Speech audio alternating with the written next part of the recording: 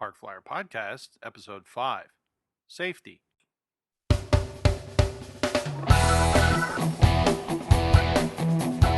Welcome to the Park Flyer Podcast, where we discuss the ups and downs of the new RC Flyer. Join your hosts, Michael and Jay, as they take flight at the park. Now on with the show.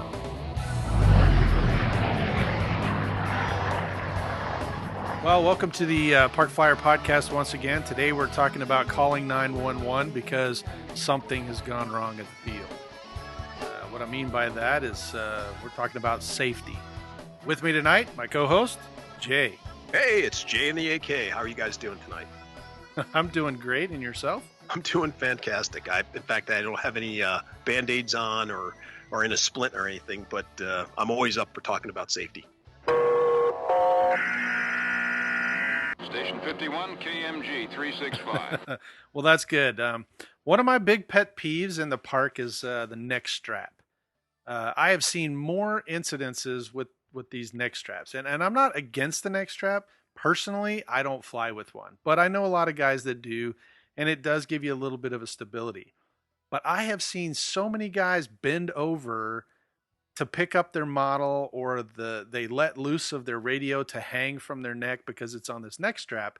And if they turn or walk away, or they're holding their airplane in one hand, they catch the throttle switch and go wide open throttle.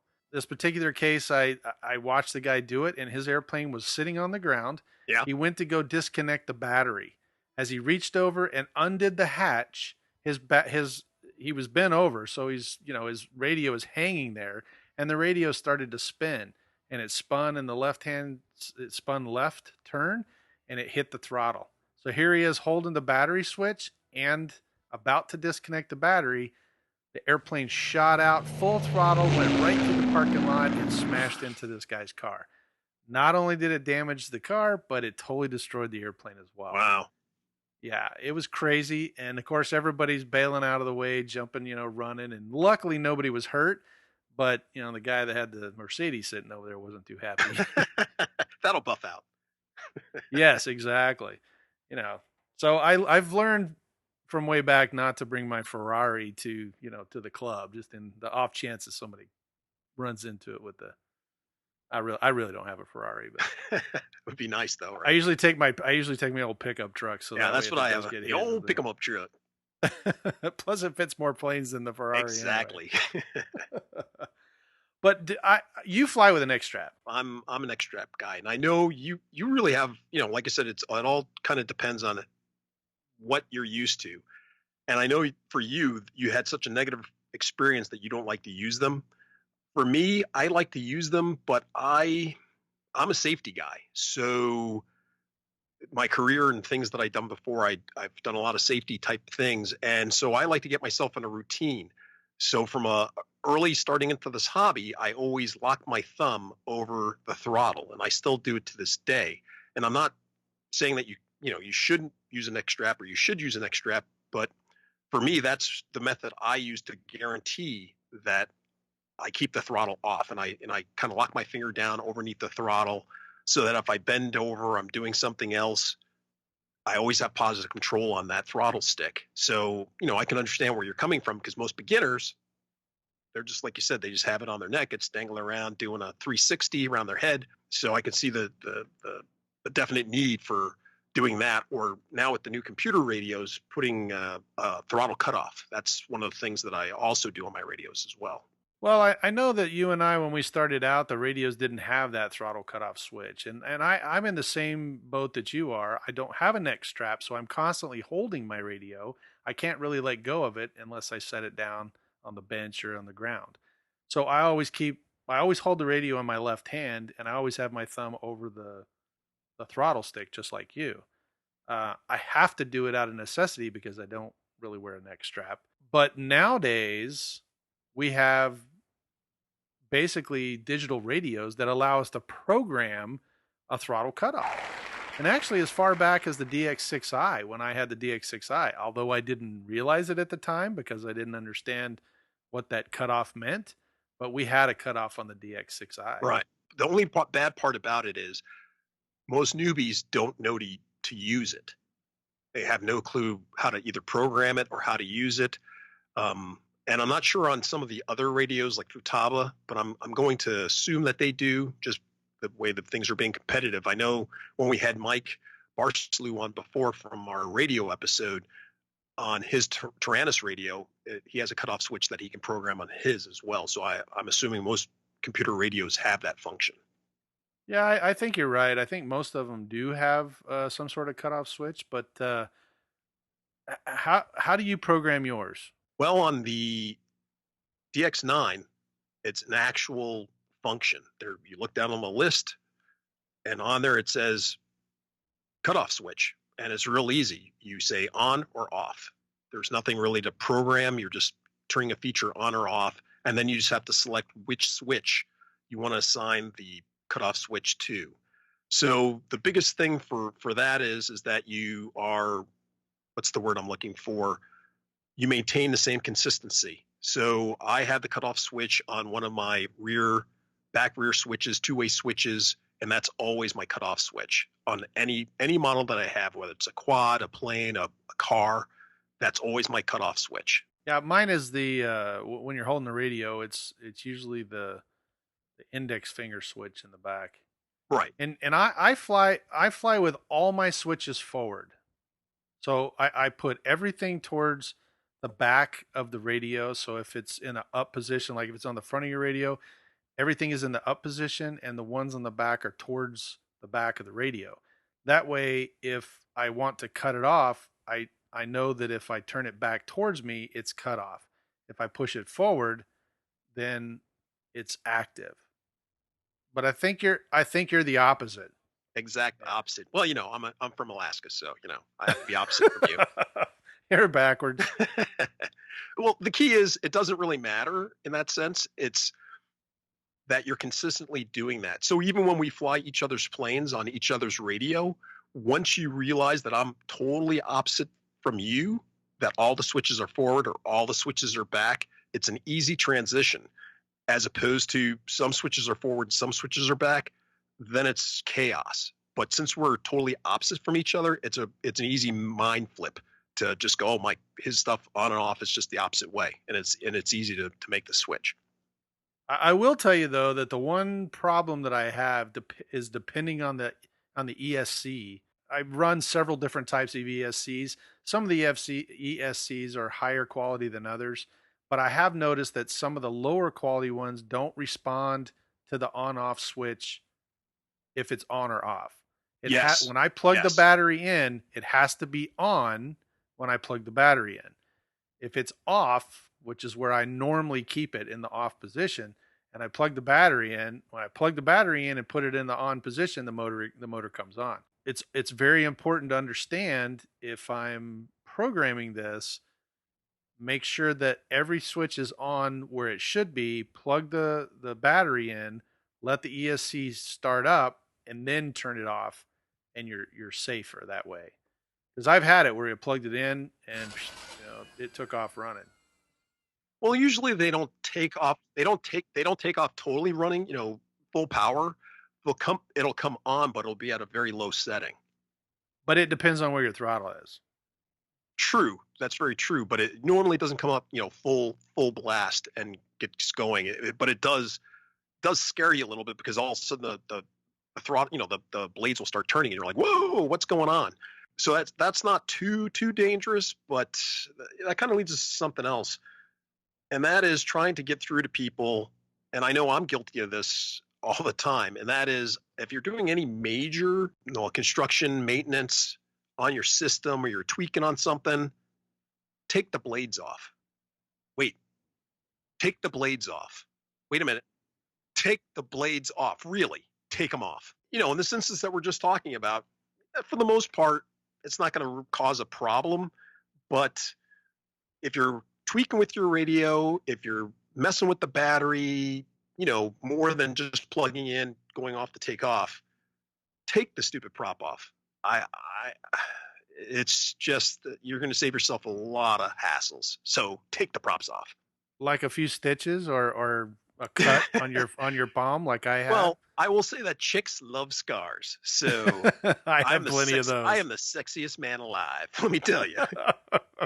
I have a few battle scars.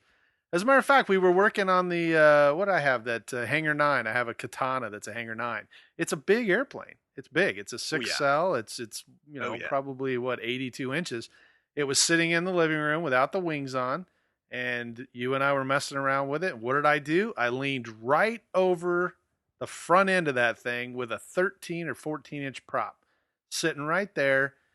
I plugged the Oh battery yeah. in. Yep, remember that? Plugged the battery in, and when I started to stand up, I hit that switch and it started up, and sure enough, it caught right in the palm of my hand. Man, it cut me big time.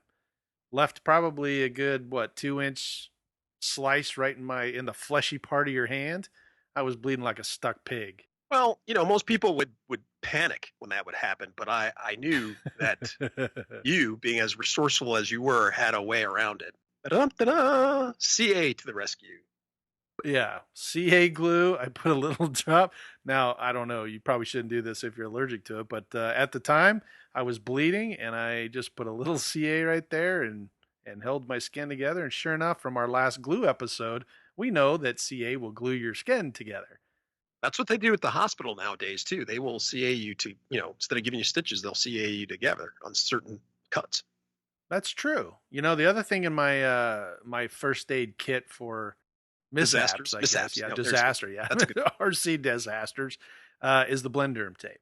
Yes. So I CA'd myself, put the Blenderm on it, and there you go. And I'm Now, sure this is probably going to leave our staff to do another public service announcement for the don't use CA glue on your cuts, but it did work in a pinch, and it stopped the bleeding, and it was just in the fleshy part of my hand. It wasn't really a deep cut. It wasn't a scratch, but it wasn't deep enough to go out and get stitches. It just kind of barely cut me. You have a funny story about your cutting as well, I think, right? What were you working on, a quad or? right. So I was out. I had a quadcopter, a fairly large one, had 10-inch blades on it, and I was trying to get it stabilized. I put it together. You go out, you test fly it, you see if it's wobbling or having some issues. And I had a great flight. And this seems to be a theme that with most of my stories, I just had a fantastic flight. I had some, I wanted to go up and fly it again. I landed it and I went to go take off again, and it wasn't arming itself. It wouldn't arm. I was kind of baffled as to why it wasn't arming itself. Now I landed kind of hard, and I thought to myself, well, I probably knocked something loose. So I should go over there, check it out, and see why it's not arming.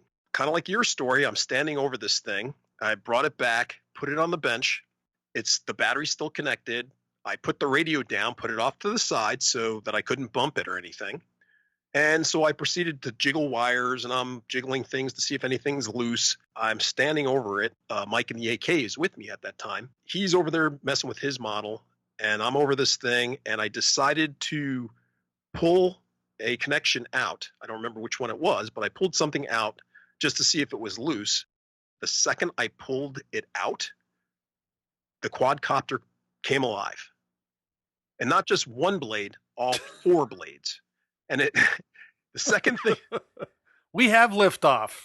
it happened in half a second. All I could do is raise my hand up in front of my face. It was over in an instant. It was like whap, whap, whap. And Mike said, "What happened? What happened?"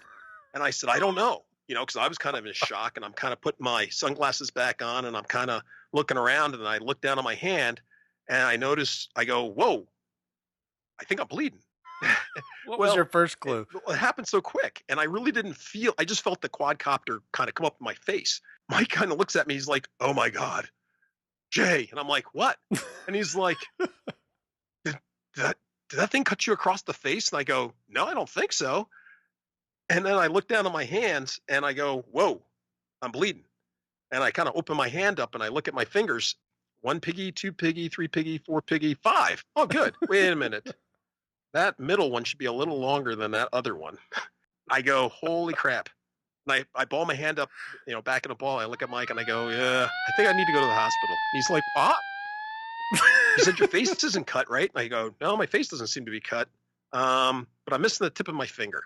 And he's like, "What?" And I go, yeah, my tip of my finger's gone. And he's like, is it laying anywhere around here? And I kind of did a quick look around. I go, man, that thing went flying. I mean, that thing hit me so hard in the face. I have no idea where the tip of my, where the tip of my finger's at. So I tell you what, I'm not in a lot of pain. I'm applying pressure, direct pressure. Let's go. And he's like, oh my gosh. Oh, I forgot to mention, while this is all going on, when my quadcopter lifted off, it hit me, bounced back on the table, and hit a 4-cell battery that was laying there. And so if you don't know, we'll probably go over this in another safety issue or a battery issue. So when it hit the battery, let's just say when air hits lithium and there's lots of moisture in the air, it means instant fire. So the battery started to cook off. And so there's a huge fire on top of the bench, which is soaked with fuel from all, I was flying at a site where guys use fuel and stuff. So it's a fuel soaked bench, it's about 200 years old, has all this fuel on it. So imagine putting a magnesium flare on top of that. So it's cooking pretty good. Mike is running around. Oh my God, there's a fire. Call the cops. So I kind of knocked the battery off onto the ground. As each cell gets hot, it would cook off. So it would eat up all the lithium in the one and get the next one hot, and it would blow, poof, and it would start burning like another magnesium flare. So Mike's trying to kick dirt on. He's like, this thing won't go out. And I'm like, just leave it. We're out. Our field, we have dirt all over. I'm like, just let it burn, And he's like, but it's burning. It's going to start a fire. And I'm like, no, it won't. Just leave it alone. It's fine. As I'm standing there, Mike comes running back over and he looks at me and he's like, oh man, I really think we should get you to the hospital. I'm like, okay, well, let's just gather up all our stuff. Let's go. We gather up all our stuff. We go driving towards the hospital. And Mike goes, look, there's a cop. Let's stop him. And I go, and I'm like, Mike, let's just drive to it's only, Mike, the hospital's only 2 miles away or a mile away. We really don't need to stop this cop because he's going to look and go, why is that guy all covered in blood? What happened? Where were, how police officers are. He's going to ask me the who, what, where, and why. And at this time, my head's starting to throb. So I'm like, I'd rather go to the hospital and explain to him for the next 20 minutes what happened. And he's going to be like, well, what's a quadcopter and who is she? No, it's not a she. You said it was a she, right? Is that her blood? Is that your blood? What have you done with the body? I finally convinced him not to stop the cop, and we drive past the guy and we go on to the hospital. Meanwhile, he's like, let me call your wife and all this stuff, and he's staying in the car trying to call her up, and I go walking into the hospital. So I walk up to the door, and there's this guy walking out of the door, and he looks at me, he goes, tough day, huh? I go, man, you don't know. And his eyes were like kind of big, and I'm kind of joking with him, blah blah blah. And so I walk into the lobby of the waiting room for the emergency room. And you know how you walk in a room and it's like all that background noise, everybody's talking and hoo-hawing and whatever else. And I walk in the room and it was like screech, like somebody pulled grabbed the needle on a record player, and it just got quiet in there. And everybody stops and they're looking at me, and I'm kind of like, ooh, did my breath smell or what? And so I'm standing behind this guy waiting in line. And there's a guy ahead of me. And so he's got his back to me and he's kind of signing something, and he kind of turns around to see like who's standing behind him. And he sees me and he goes, oh, you can go ahead of me. And I go, no, man, go ahead and finish up your work. And he's like, no, you can go ahead of me. And I walk up to the front of the counter, and the guy sitting behind the doing filling out paperwork. And they look at me and they're like, holy crap, what can we do for you? And I go, had a little incident. Unbeknownst to me, why everybody stopped talking and why everybody got quiet and why everybody was giving me funny looks and stuff. It wasn't until an hour later, after I got stitched up and taken care of, I went to the bathroom, and it looked like I had taken a shotgun and I blew somebody's brains out. And the blood was on one side of my face. Just my whole side of my face was just matted with blood. Now, I didn't get cut in the face or anything like that. But what had happened was I hit a little artery in my finger, the tip of my finger. And just to understand, quadcopter I was using had carbon blades. It just so happens that carbon blades, if you know anything about them, they are uber sharp. The doctor couldn't understand, wanted to know what did I cut myself with, because he's like, did you cut yourself with a scalpel? Did you cut yourself with this? And I'm like, no, it was a carbon blade. And he didn't quite understand. I was kind of explaining how the carbon's made and what goes on with it. And he's like, well, I've never seen a cut as crisp and clean as this. And in fact, it was so crisp and clean, he couldn't stop the bleeding. And he had to cauterize my finger in order to stop the bleeding. Okay. Ugh. So that was an experience. That's a whole other little side story. But anyway, so when I'm looking in the mirror, when I got cut, my finger, the blood, hit that artery, the blood shot out and shot all along the side of my finger. Because why Mike was so appalled was it looked like I had chopped my ear off because the blood had got on my ear and whatever, and matted and everything else. So it looked like I quite literally shot my ear off or cut my ear off, and the blood was all down that side of my face, which I couldn't see nor feel. But everybody, when I walked into the waiting room, they just see this guy, and I'm just covered with blood. Like, oh my God, who did he kill? And so that's when I was like, I started chuckling because I thought it was kind of funny. The other thing, then I started shaking. And the reason I started shaking was I looked at my hat. So I took my hat off, and it looked like somebody took a slice-o-matic and had made clean slices right down the brim of my hat, right to where my face should have been, right? It was right then that I realized that because I'm a ex-safety guy, the two things that I normally always wear, no matter what activity I'm doing, fishing, running around the woods, I always wear sunglasses, and I always wear a brimmed hat. Keeps the sun on my eyes, but it also keeps things that are flinging or whatever from hitting your face. And because I was wearing that brimmed hat, it stopped those blades from hitting my face. And of course, being that I was wearing my sunglasses or safety glasses that I have, that would have stopped it as well. I really could have messed my beautiful face up if I wasn't wearing those things. I would no longer be able to be a male model, hand model. There you go. Well, technically it's a good thing you didn't stop the cop, because I think they would have arrested Mike at the time. They're looking at you. I just see that as being bad, one situation going from worse, bad to worse, because like I said, I would have said, yeah, I was flying my quad and she's not doing so good now. And then she caught fire, and they'd be like, you set her on fire. No, I didn't. No, officer, I didn't set her on fire. She caught on fire. Right. You were trying to burn the body. What body? You're covered in blood, but it's my blood. Take us there. I want to go to the hospital. Yeah. No, there's no way I would have talked me out of that. That just would have been bad. So what did you learn from that, other than don't pull wires out of the Well, control once board? again, it surprised me about the wires. I'd never realized that flying a quadcopter off of the flight control board by pulling out, regular connectors for like going to the receiver could cause the quadcopter to come alive.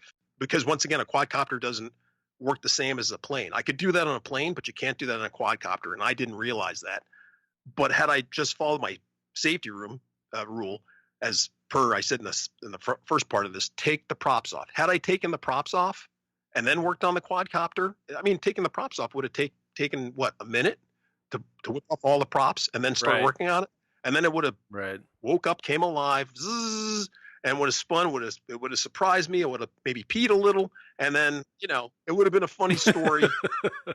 And then without having to go to the emergency room and explain to my wife why I had to miss a day of work and grow back my fingertip.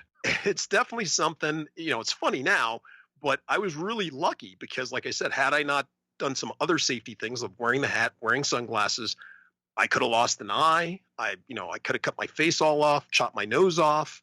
I forgot to tell you, I also cut my wrist as well. When the blade, as it went down, it's kind of funny. I can hold up my hand. You can see where it went across the brim of my hat, went down, across, took on my finger, went down my arm, and then I had two more cuts down my arm that had to get stitches from that stupid blade as well. And like I said, carbon blades cuts like nobody's business. No, I hear you. How many stitches did you get total? In my finger, I want to say they had to give me almost 20 stitches in my finger. It's not like normal stitches. This was like internal surgery type stitches that she had to sit there and, after she cauterized the wound. And it was kind of funny because cauterizers, they come in different sizes. Who knew? So they got out this little itty bitty one that looked kind of like a fine soldering iron. And there are, on my finger. It smells like bacon, and so that was not stopping the bleeding. And of course, as my blood's pumping, And the more excited I would get, the further the stream would get of blood as they would try to get it to stop the artery from squirting. And that would just kind of come out in this little thing, pulse, and would come out every time I had pulse. Well, the tighter and tighter they did it, it was kind of like a fire hose, or, not fire hose, but a garden hose when you kind of crimp the end of it and you spray the water out further. So she almost got it closed and she just had a little bit left, and it was built up the pressure. And so the next pulse that I had, it shot it out across the room about 15 feet, and it was perfect. The guy was walking across the opening of the little emergency thing that I was sitting in, the room I was sitting in, and spurted him right in the face. And he came unglued. He's like, what was that? And I just started laughing. The doctor started laughing. It really was funny. Now, the guy, I'm sure he has a different story, but at least for me and the doc, Oh, I'm sure. we thought it was hilarious. And then she goes, this isn't working. I'm going to have to get out another one. And she brings out this much bigger, it looked like a branding iron. Super size. It was like the size of a flashlight. And I go, what's that for? And she goes, oh, when we amputate arms off, this is what you put on the end of it to stop it from bleeding. And I'm like, you're going to stick that on my finger? And she's like, I can't get it to stop. And I'm like, okay. So that, sorry to creep everybody out, but like I said, it's kind of funny now, but I started to question, like, what medical school did you graduate from? It's in Columbia somewhere. Don't worry about it. It's all good. Oh, I went to this Bahamian island that nobody really knows about. Got my medical degree. Online. But no, she did a really great job. And for as bad as an accident as it was, everything turned out quite well. I lost a battery. I lost the tip of my finger. It grew back, healed up pretty well. And believe it or not, thanks to it being a carbon blade, because it's sliced so finely and so cleanly, that helped my healing tremendously. Had it been a wooden prop or something like that, it would have been a ragged cut. But that carbon blade made it nice and clean, and everything pretty much grew back. And I missed the bone. I didn't cut off any bone. I just cut off that little fleshy bit on the end. Well, I like carbon blades. You win as far as the stitches go. I got 13 of them when I ran over myself with my own airplane. I was actually flying mine, and every morning I would go out and fly at the bus stop when my kid was in school. Now, this wasn't a huge plane. You're just talking like a little park flyer now. You're not talking about like your Fontana or any. Yeah, Katana. You're not talking like Katana? That, like an 80-inch plane. You're talking like a regular 30-inch little plane, right? No, it was my 3D Hobby Shop airplane. I have a 3D Hobby Shop SHP. It's an extra SHP, and I was out flying it with the kids at the bus stop, So I was flying up and down the street, and the bus came while I was still flying. And of course, I'm trying to say goodbye to my kid, getting on the bus. The bus is sitting there. My battery is beeping, because I had a little timer that used to tell me the battery was getting low. And so I'm like going, hurry up, move out of the way, get the bus out of my landing zone, because I landed on the street there in my neighborhood. So I'm flying it around, and I went on a real long final approach, and I was coming down the final approach. Unbeknownst to me, there's a light pole there, and I didn't really even notice it most of the time. But in this particular instance, the plane disappeared behind the light pole. Now, you would think that it's a little bitty light pole in this big airplane, but it's just the view that I had, it disappeared. So I went, oh man, I lost the sight of the airplane. So I took a step forward, and when I did, I fell off the curb because I was standing. Those are some tall curbs you have down there in too Arizona. Close. My goodness. Oh my gosh, they were terrible. No, I wasn't paying attention. I was looking for the airplane. So when I took a step forward on the sidewalk, I didn't realize, but I stepped off the curb, but I actually kind of tripped and fell off the curb. So as I started to stumble, I looked up, and the airplane, I had now jumped in front of the airplane. So the airplane's coming in to land. I've got the throttle about half, because I'm trying to get back to myself. I didn't realize how close it was because of the stupid light pole. As a result, it's right, kind of like what your story was. It's right in my face, and I threw my arm up to block my face, and right as I did, the prop hit me in the fleshy part of the hand, and then the arm kind of did exactly what you did. It just kind of chop right down my arm. Ginsu knives. But I caught the airplane, amazingly enough. I caught it by the wing, and luckily, once again, I have, like I said, I hold my radio in my left hand. I slam the throttle off locked my thumb around it, and now I'm holding the airplane by the wing. And of course, I thought, wow, that was lucky. Very similar to you.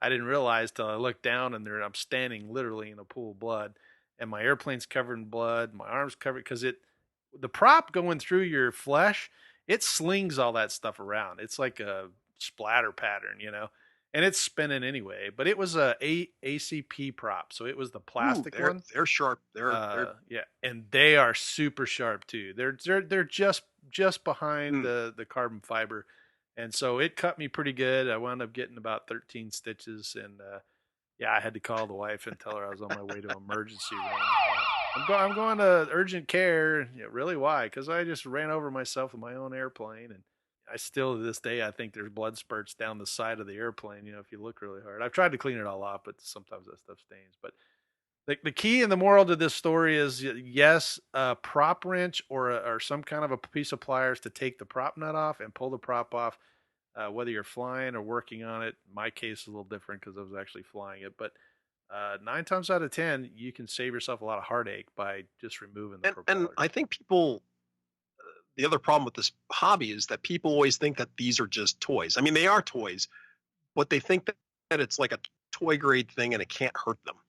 And nothing could be further from the truth. I mean, we're talking about, in our instances, it was a carbon prop or a plastic, really heavy plastic APC prop, but you can cut yourself with a GWS, one of those thin orange flimsy props as well. Yeah, absolutely. Those things, I mean, they don't rotate very quickly and they're kind of fat, but yeah, if you catch it right at the right point, or if you've been flying around and it's drug across the ground or, the cement, Mm-hmm. it can cause a sharp little edge. I've seen them where they actually cracked, the tip fell off, but it made like a fork, Oh yeah, yeah. where it kind of split. And I've seen guys cut themselves on those because they went to go pick their plane up or they've been over or it started as they were carrying it. And that's another safety thing too, is that how you handle the airplane. Because I see a lot of guys that stand in front of their airplane and they're messing with it. You should always stand behind the airplane so that the airplane's facing away from you and not towards the flight line. Well, it's important too when you're at. I mean, I've flown with clubs, and like you said, you're in a formal club, so to speak, down there with your group, and it's important to set up, have a where the area you're flying with, that everybody kind of come to a concession on how they're going to set up their flight line and how they're going to set up where they're flying. Where you can work on your planes. When you work on your planes or you're messing with them, revving the throttle or doing whatever, that it's not pointed towards the group or it's away from the group, that you're behind the flight line. The people stay behind the flight line. They know where they can step out when they step out in the field, to call it so that other people hear it. Because, I mean, you've probably seen this as well. People will crash or something will happen. They'll just walk right out into the field. And you come in for this beautiful landing that you've been working on all afternoon. You finally, you get all your ducks get in a row and you're making this beautiful approach.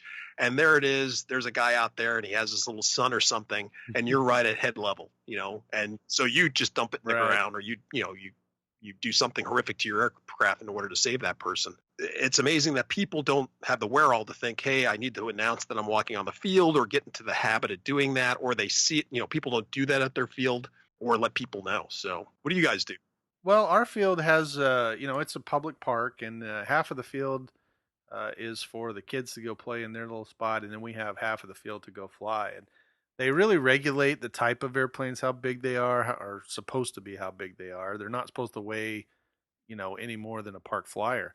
But you are correct. We do have people that walk their dogs on a daily basis. They go, wander around outside and let their dogs, they play ball with their dogs right out where we're flying.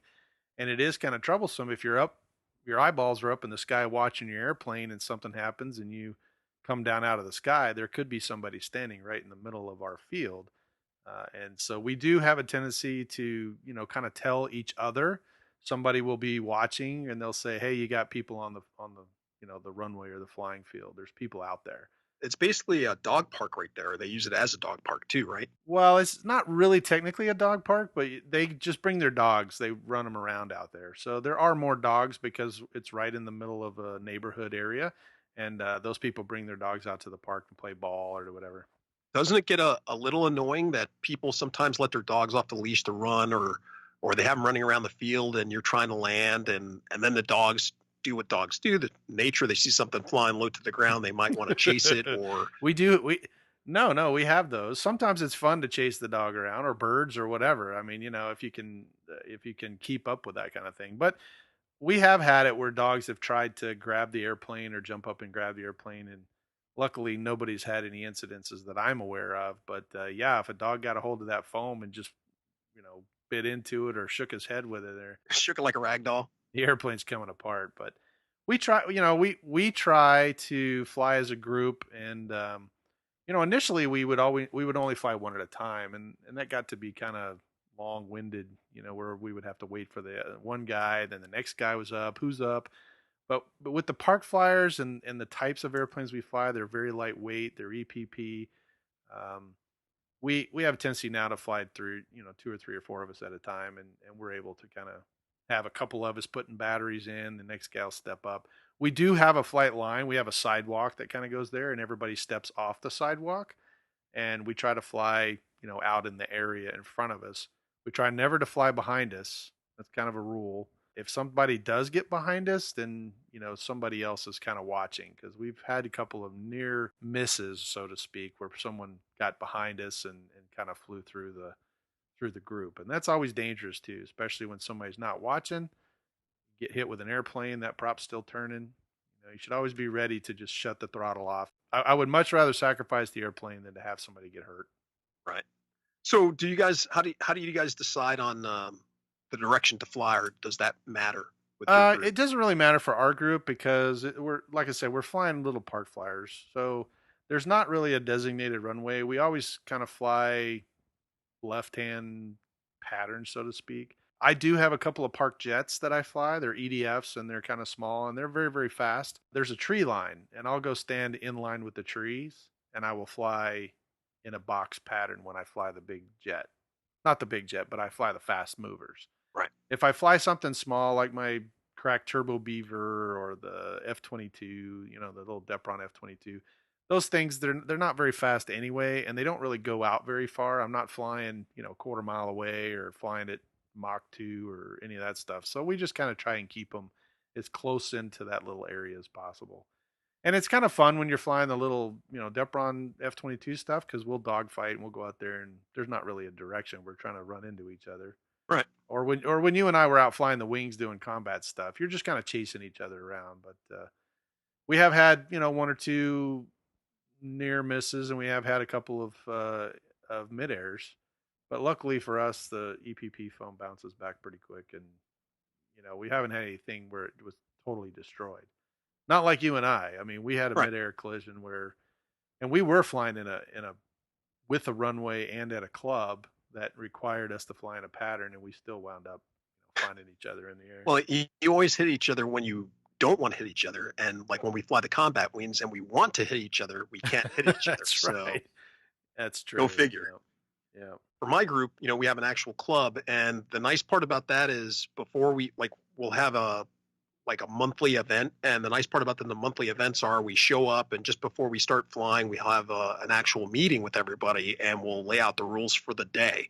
So if the winds are coming, primarily from the north, we'll set up and fly in that direction. We'll set up safety cones. Our particular area floods depending on the time of the year. The tide will bring in some water into the field, and so we'll talk about that and what areas are wet and stuff.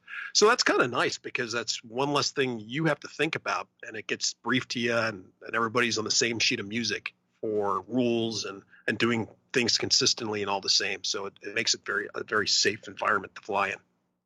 And you have a runway there though too, right? Yes. The paved runway. So yes. You do have an area where people take off and land. Unlike my park, which is just a big open spot full of grass, there's not really a designated runway. I really wouldn't call that grass. You know what I mean. It's Arizona grass. Yeah, Arizona grass. There you go. It's about as close to grass as we can get in this heat. Actually, it's actually starting to get nice now because it's cooler here and they're watering it more, so it'll get a little thicker, and then it's nice to land. So the flight line, you were talking about flight line. Do you actually have boxes that you fly in? Like you have a flight box, a pilot box? Well, yes. So normally the way our fields are set up, We'll have a flight line, we'll have a pit area, and we'll have a viewing area so that if you bring guests or people who aren't flying, they pretty much have to stay in the viewing area, or they're helping you in the pit area, type of thing. And then we'll also have on the flight line, everything set up for, we'll have anywhere from 6 to 8 boxes.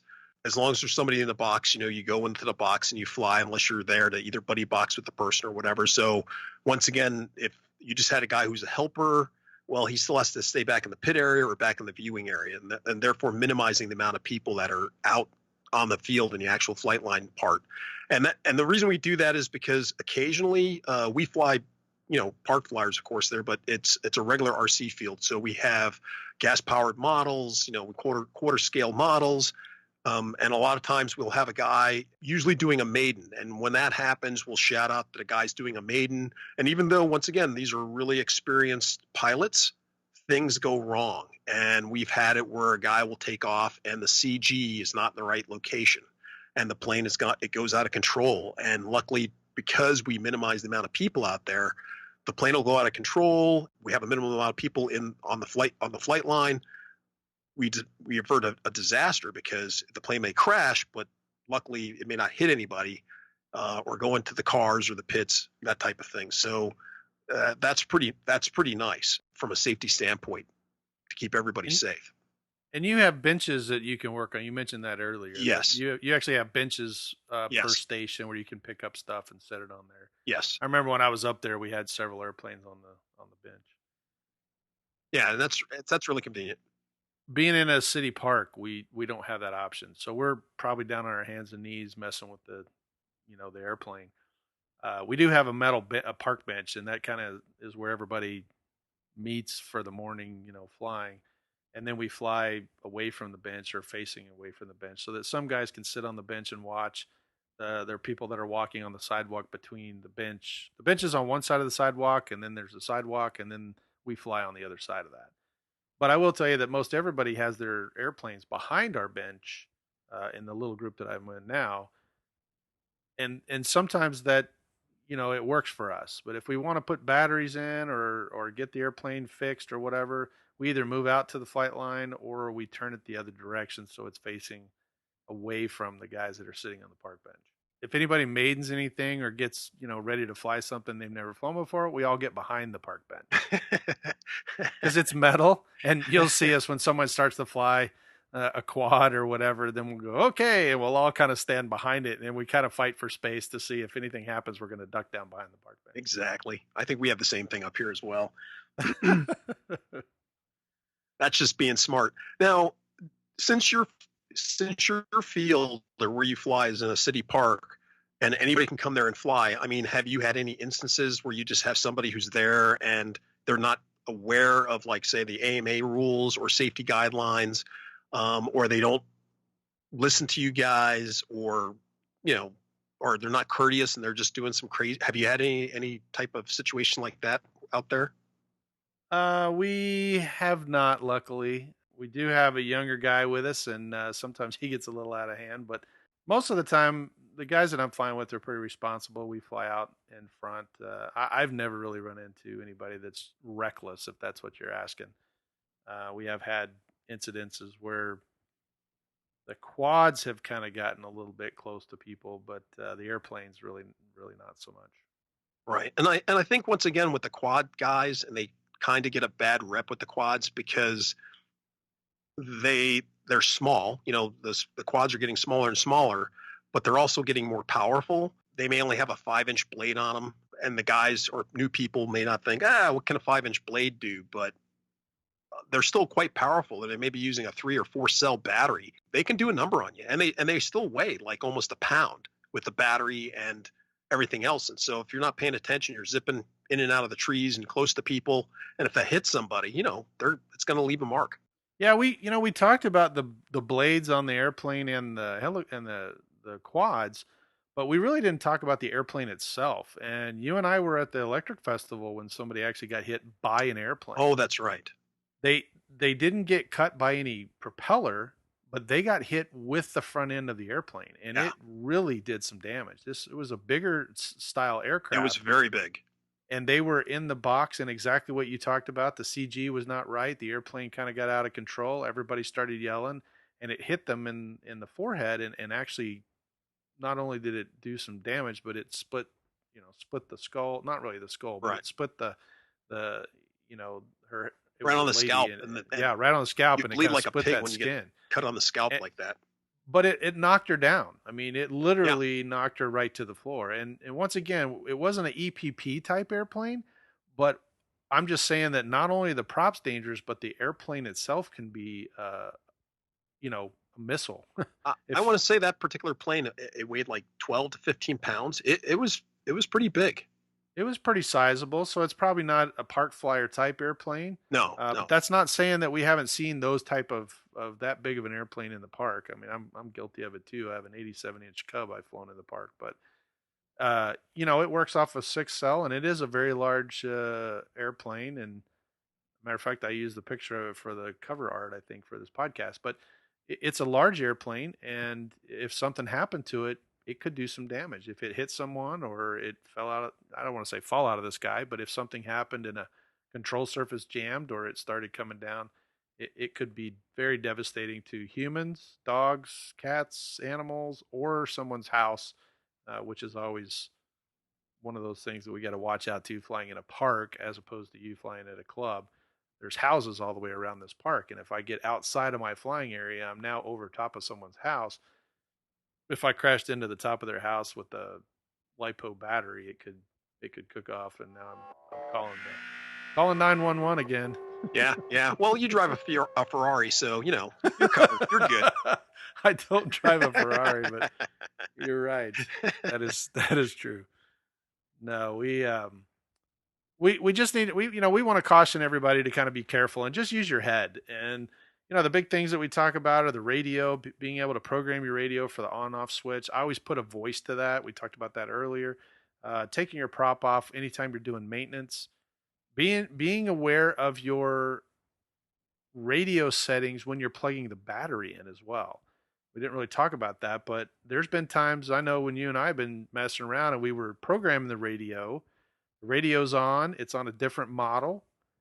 We have 250 some odd model choices in there, and we've got many of that stacked in there.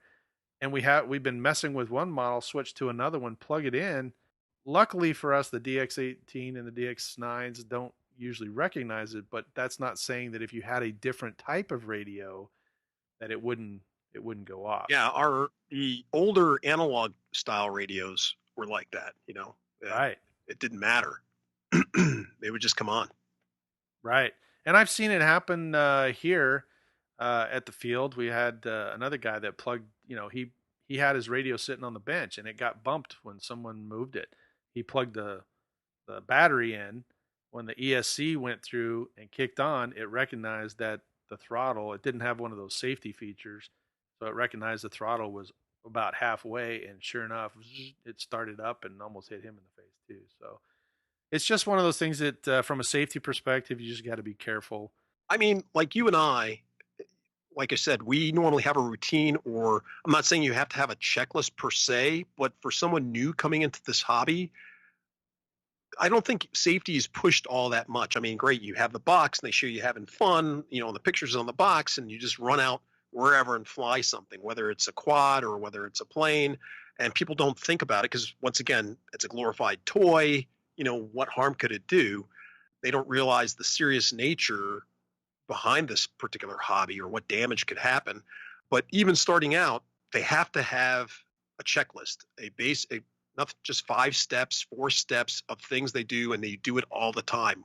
A pre-flight checklist, or we talked about, I think, this before in one of our previous podcasts, going over making sure that your control surface are going the right direction, making sure that your cutoff switch works, making sure that your battery's charged, that you're using a charged battery, not putting back in an old battery. Just little things like that. Making sure that the runway is clear or the area is clear. Announcing if you're flying a plane that you're about to maiden. Being aware of other animals, critters, other people who wouldn't be aware of, like you said, dog walkers. Because I noticed that when I was down there flying with you, was the dog walkers, they would just boldly walk right out in the field right in front of you and wouldn't give it two thoughts. And I'm just like, whoa. They're not even saying like excuse me or hello or anything. They just walk out there like they own the place, and they could see that there's a group of 8 guys here flying, and they're not giving us any mind whatsoever. So you got to be aware of things like that, and you're the culpable one if something happens, unfortunately. We have had an incident, Phil. I think we've had him a guest, kind of guest on the podcast. He cut his finger pretty good too. He has a pusher, park flyer, and it had a pusher. Okay. He went to go launch it. I think he went to go launch it, or something happened. How do you do that? How do you cut your finger on a pusher? Something in the rear, right? Like the Bixler or like that style plane, or it was a park jet. It was an F-18, I believe, and it had the propeller in the back. Okay. I didn't quite understand. I'm just like, wow, he was really trying hard to get himself hurt. That's always good. Yeah, no, the Bixler, it's on top. This one was in the very back, like towards the tail section. But he actually wound up cutting his finger pretty good, and like I said, it happens in about a split second, and next thing you know, he was like, oh. And he was bleeding. And luckily, I think I said in a previous podcast, we had some Blenderm. Everybody kind of ran over there and put the Blenderm on. I think he said he'll send us a picture for us to post. But I think he said he got 5 stitches. He had to go to the urgent care as well. So we call in this podcast 911, emergency. We don't want you to have to call 911, but we want you to be safe. And we want you to have fun. That's the whole purpose of this. And just a few tips I think we've talked about tonight, and the funny stories with you and me getting cut. I think everybody's probably got a blade or some kind of an aircraft accident where they ran it off the table. I think we did that once too, right? We did something and it went flying off the bed or flying off the table, whatever the work surface that we were working on, and the airplane went shooting off there because we had the prop attached to it, and we actually powered it up accidentally. And I will tell you, the wife usually is not too pleased when your plane's going down the hallway, whack, whack, whack, whack, whack, whack, whack, cutting itself down the hallway across her freshly painted hallway. They're usually not too pleased about that. I don't know why. No, never is. I'm surprised, that I'm still married. Actually, I've had enough incidences. 20 years now, but we actually have an anniversary coming up, so it's this week. Actually. Oh, congratulations. Yeah. So you'd think after all this time she would have said I'm out, but no. She puts up with all my shenanigans. So I'm sure she feels she's going to change you. So Yes, she still tries after all these years. So good for her. It's good. You know what? Let her try. Well, what any other safety tips that we can pass along to our podcast audience? I think I'm almost safetied out, Mike. I can't think of anything else. Yeah, we've kind of covered everything. We talked about the neck straps and the cutoff switches and the programming it, the box or programming the radio, keeping your thumb over the radio. So I guess some basic things. Everybody pretty much carries a cell phone nowadays, just in case something does happen. So that's one good thing. So pretty much everybody does that already. Yeah, buddy. I really can't really think of anything else. Well, if you can think of anything that's happened, feel free to jump on and give us a comment. I would like you to hear your story if you've had one, and we appreciate your support and attendance. We hope you have a great night, and we hope to see you on the next podcast. For Michael here in Arizona, and Jay in the AK, we appreciate you listening, and we'll see you next time. Night. You have been listening to the Park Flyer Podcast. Thank you for joining us, and we look forward to your next visit. Please give our show a star rating and review, and feel free to email us your questions, topics, or suggestions to parkflyerpodcast@gmail.com.